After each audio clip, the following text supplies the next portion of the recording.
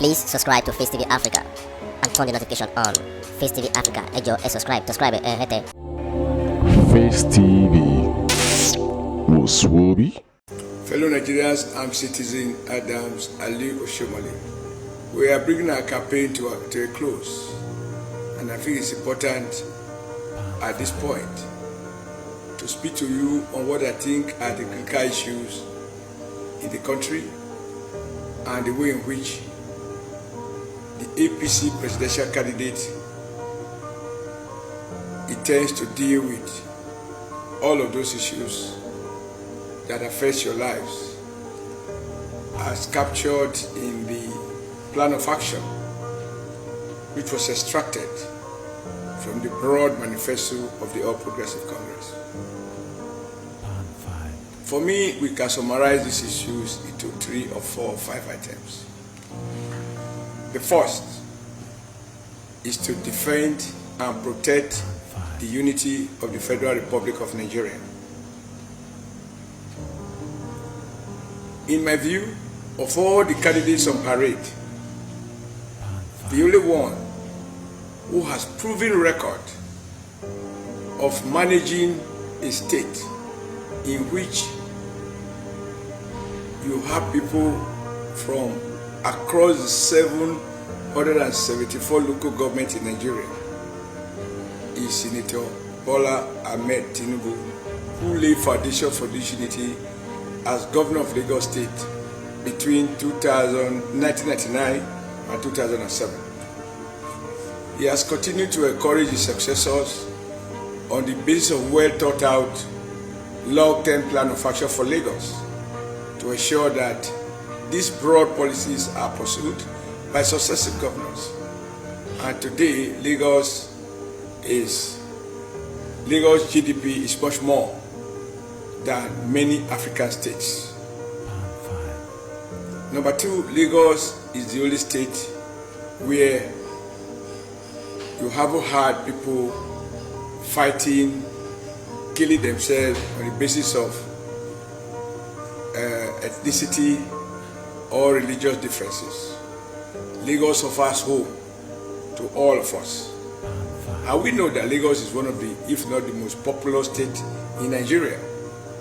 That diversity has been woven into a working machine that has continued to generate prosperity, which is why even those who hate to hear the word Tinubu and who are not exactly happy about Lagos being called the center of excellence, they find themselves migrating and locating their businesses in Lagos.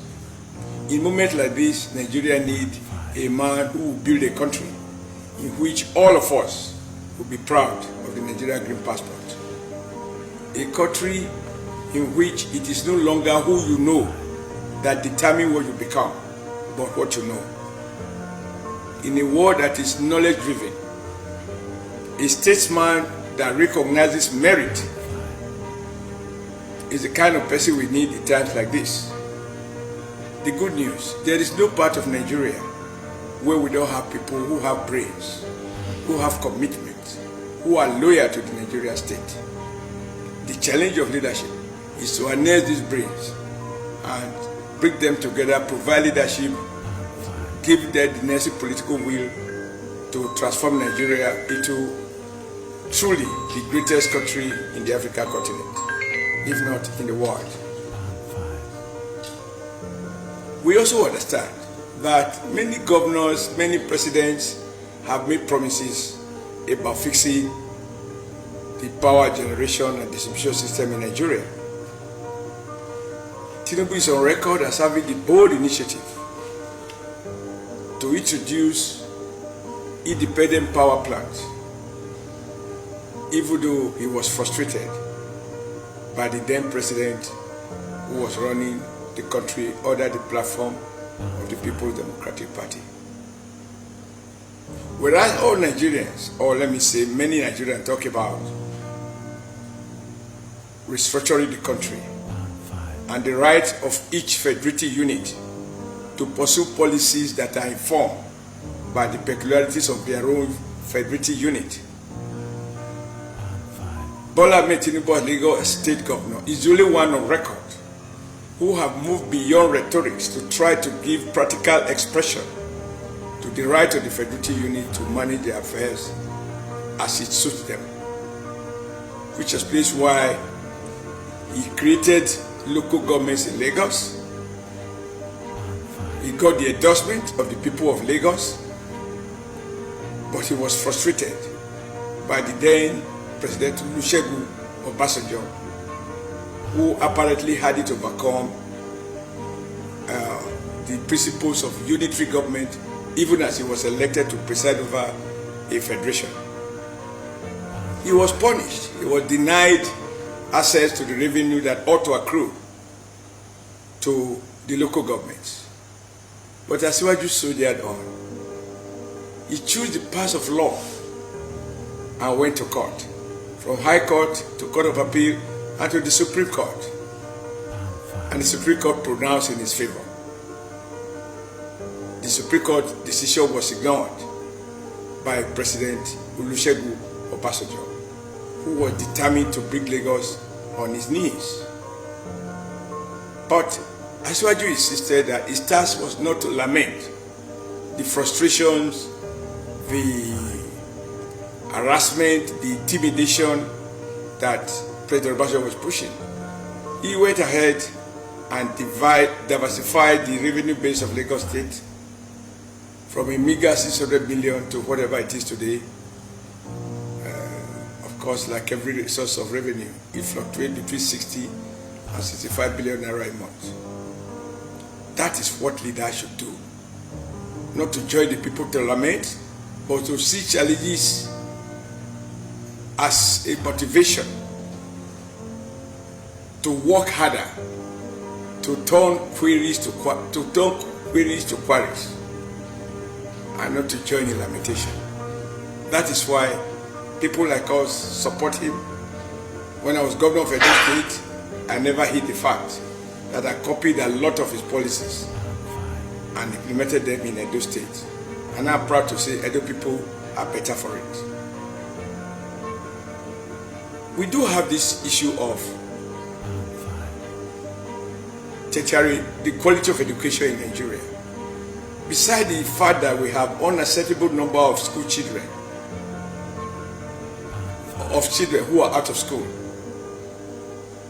Asiwaju has a clear, thought out plan of action to ensure that he gives practical expression to the provisions of the Basic Education Act, popularly referred to as Universal Basic Education, which obliges every parent to ensure that if they must have a child, they must be ready to send that child to school.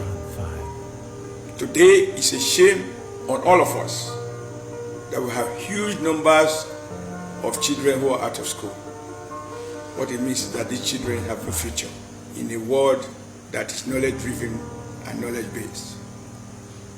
Asiwaju does not intend to lament these embarrassing figures, but to tackle it decisively. And how he will tackle it is very well articulated in the plan of action.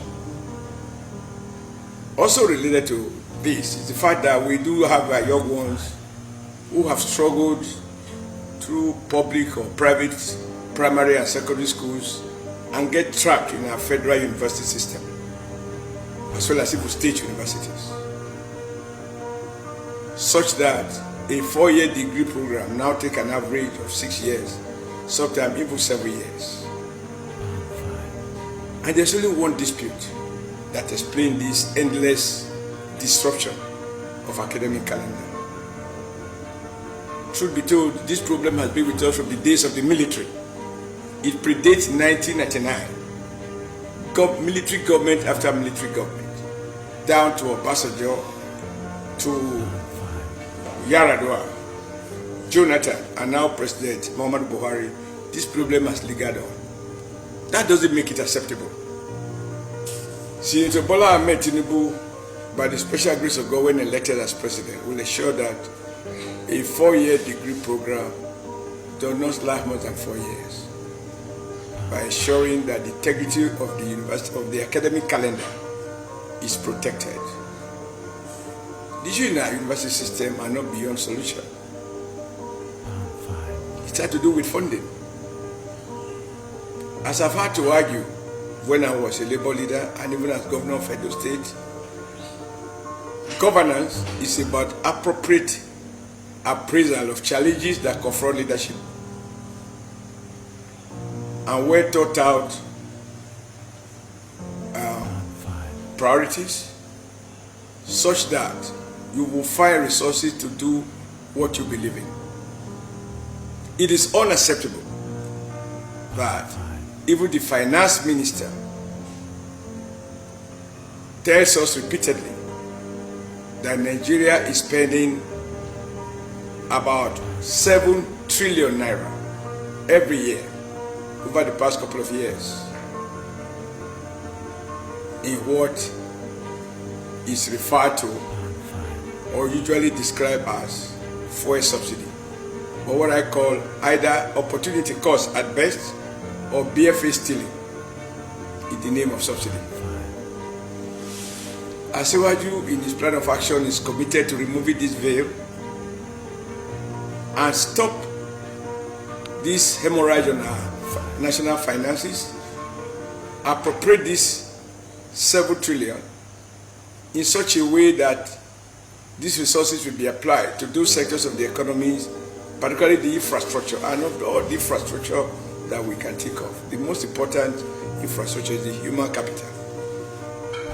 And with 1.5 trillion out of 7 trillion, our university will not only have enough to pay our lecturers well, but also to re-equip the university system, provide modern libraries, provide modern labs, and all of those things that you will find in a modern university anywhere in the world. Because there are no miracles in government. So you will see have saved about 5.5 trillion, even if you take 1.5 trillion and inject it into our university system. Yet I'm aware that the issues in dispute between government and the university lecturers, what is required to solve is about 1 trillion naira or even less, as was stated by one of the ministers in the Ministry of Labor. Number two, when people talk about job creation, it's not going to happen by miracle. No serious statesman should tell us that we can sustain double-digit growth or a growth level that is higher consistently over and above our population growth rate through the use of generators. The crisis in the power sector today have been complicated by the reckless manner in which the last privatization exercise was done by the previous government under the PDP, in which the distributing arm of the chain was given to friends and relatives who know next to nothing about power distribution, in clear breach of the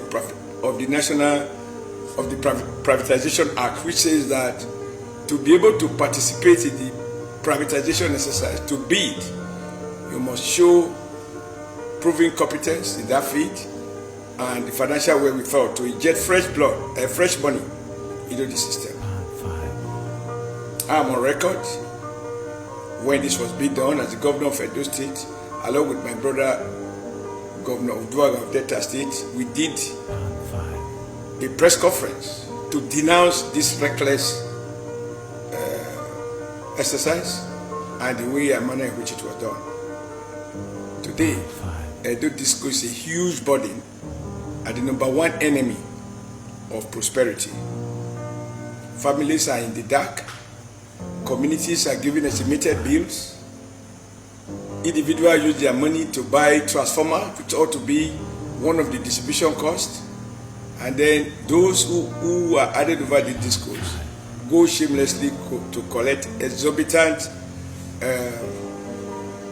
to impose exorbitant bills, which oftentimes is much more than the total income of a typical Nigerian community. A President Tinubu will bring this to an end. The third leg And how will that be done? We don't have to apply a cosmetic solution. We need a holistic review of the entire privatization exercise. The whole concept of a national grid for a population of 200 billion people, if it was appropriate under ECN, it's no longer appropriate in the 21st century with 21, with over 200 million Nigerians. As Waju has shown, and no expert has disputed the fact that there is no state in Nigeria in which power cannot be generated. And therefore you'll have pockets of power generative firms that will service different parts of the country, so that the failure of one part will not translate to darkness all over the country. I'm convinced that there are no miracles in the life of a nation, but central to sustain economic growth is the provision of constant and affordable, competitively priced power supply. He has also committed himself to ensuring that he build on that aspect of President Buhari's program, which I believe was successful, namely the idea that we must go through reorientation in a manner that we imbibe the culture, the habit of recognizing that we can't be more sophisticated in our consumption than we are in our production, such that we must consume the food that we produce in Nigeria and produce in Nigeria the food that we consume in Nigeria. But to extend this logic further, as Uwaju has said, Tinubu, to deal with the current challenges of unemployment, Nigeria must return to manufacturing. This is not going to happen through prayers and miracles. Just 3 questions. What did we do wrong that Michelin relocated out of Nigeria to a neighboring country while Nigeria remained their main market?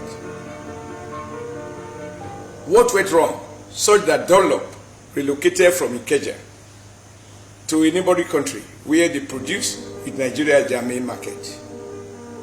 I can go on and on. What happened to the textile industry?